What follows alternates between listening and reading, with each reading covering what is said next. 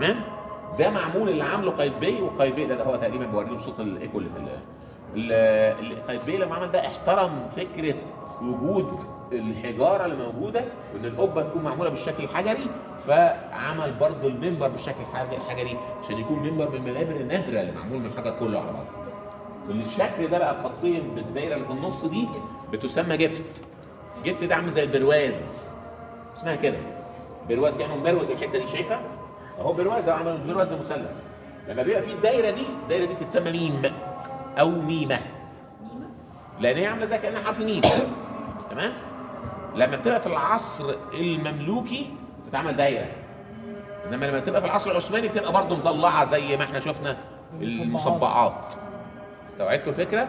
ده اللي عامله قايتباي، وهنلاقي اسمه مكتوب هنا اهو في السطر الثاني: الملك الاشرف ابو النصر قايتباي اعز الله نصره. تمام؟ هنلاقي ده برضه مكتوب على الشريط الكتابي اللي موجود عند دكه المبلغ.